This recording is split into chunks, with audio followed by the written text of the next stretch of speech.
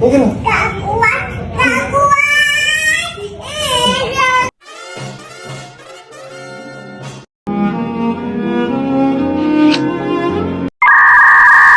Pose with the fans. Pose with the pose with the pose with the fans. Pose with the pose with the pose with the fans.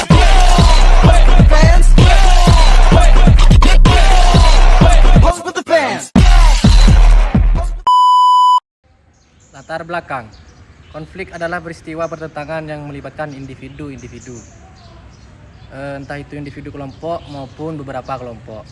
Konflik bersenjata internasional dinyatakan dalam ketentuan pasal 2 Konvensi Jenewa tahun 1949. Penyelesaian konflik bisa dilakukan dengan beberapa cara seperti mediasi, arbitrase hingga peperangan. Konflik masih terjadi hingga saat ini, salah satunya adalah konflik invasi Indonesia ke Timur Leste.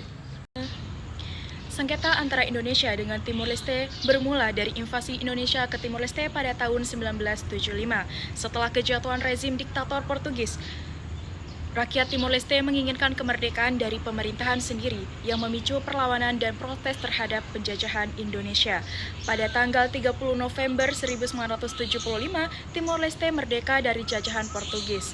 Namun, hanya seminggu kemudian Indonesia menginvasi dan mengambil alih Timor Leste secara militer dengan alasan menghindari kemungkinan jatuhnya negara tersebut ke tangan komunis. Pada tanggal 7 Desember 1975, pasukan Indonesia menyerbu Timor Timur dengan mengerahkan pasukannya untuk menyerbu kota Dili. Pada tanggal 10 Desember, invasi kedua dilakukan di kota terbesar kedua, Baucau. Sekitar 10.000 sampai 15.000 tentara mendarat di Lukuisa dan Maubara. Pada April 1976, Indonesia memiliki sekitar 35.000 tentara di Timur Timur dengan 10.000 berada di timur barat Indonesia. Pada masa invasi, pasukan Indonesia membunuh masyarakat Timor Leste tanpa pandang bulu. Perempuan dan anak-anak ditembak di jalan-jalan. Akhirnya, pada masa pemerintahan yang pada saat itu dipimpin oleh Presiden B.J. Habibie mengadakan referendum untuk menentukan nasib Timor Leste.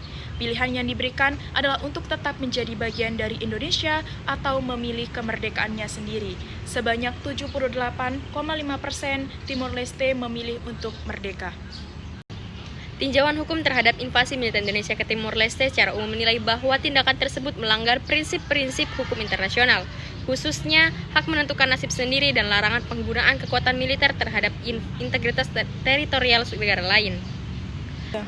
Invasi yang dikenal sebagai Operasi Seroja pada tanggal 7 Desember 1975 ini tidak memiliki dasar hukum internasional yang sah, karena tidak memenuhi persyaratan proses demokratis yang bebas sebagaimana diatur dalam Resolusi Majelis Umum PBB 1541 tentang penentuan nasib sendiri. Menurut pakar hukum internasional, invasi ini melanggar bab 1 Piagam PBB yang melarang penggunaan kekuatan militer untuk mengubah batas wilayah atau kemerdekaan politik suatu negara.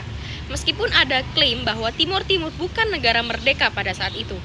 Timor Timur merupakan wilayah koloni Portugis yang berhak atas perlindungan hukum internasional terhadap intervensi militer oleh negara lain. Selain itu, invasi ini diwarnai dengan pelanggaran berat hak asasi manusia dan hukum humaniter, termasuk pembunuhan massal, penyiksaan, penghilangan paksa, serta penggunaan strategi militer yang menyebabkan kelaparan dan penderitaan luas di kalangan penduduk sipil. Komisi Pengakuan Kebenaran dan Rekonsiliasi Timor Leste atau CAVR mendokumentasikan bahwa pasukan Indonesia bertanggung jawab sekitar 70% dari total kematian yang diperkirakan mencapai lebih dari 100.000 jiwa selama kependudukan. Diperkirakan sekitar 250.000 orang sampai 284.000 orang mengungsi ke wilayah Indonesia, khususnya ke Provinsi Nusa Tenggara Timur yang berbatasan langsung dengan Timor Leste. CAVR mengatakan bahwa ada setidaknya 102.800 korban tewas akibat adanya konflik ini. 8.600 diantaranya tewas karena terbunuh atau hilang, sementara sebagian besar yang berjumlah 84.000 orang tewas sebab kelaparan atau sakit parah. Selanjutnya, krisis kelaparan selama invasi militer Indonesia ke Timor Leste merupakan salah satu dampak paling tragis dari pendudukan tersebut. strategi militer Indonesia termasuk pembakaran tanaman pangan, penghancuran peternakan, dan pemblokiran akses makanan menyebabkan kelaparan paksa yang luas di antara penduduk sipil Timur Leste. Militer Indonesia juga melarang Palang Merah Indonesia dan organisasi kemanusiaan lainnya memberikan bantuan makanan dan medis sehingga memperparah kondisi kelaparan dan penyakit di kampung-kampung tahanan dan wilayah yang dikuasai banyak warga sipil yang meninggal karena kekurangan gizi, kolera, diare, dan TBC. Selanjutnya adalah sanksi yang diberikan kepada Indonesia bagi Timor Leste. Yang pertama dari PBB sendiri. PBB mengecam pendudukan Indonesia dan menyarankan agar Indonesia menarik pasukan militernya serta menghormati hak penentuan nasib rakyat Timor Timur.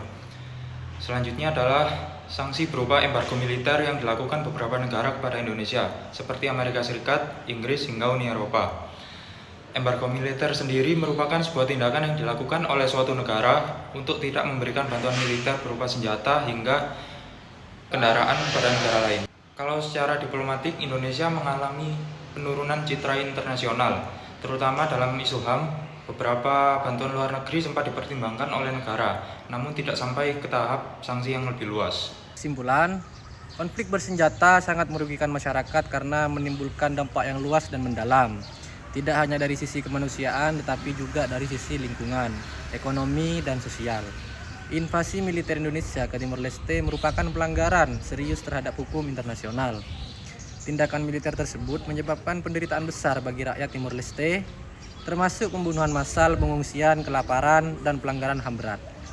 Tragedi ini menjadi pelajaran penting mengenai pentingnya menghormati hukum internasional, hak asasi manusia, dan proses demokratis dalam menyelesaikan konflik antar negara. Oke teman-teman, terima kasih sudah menonton videonya.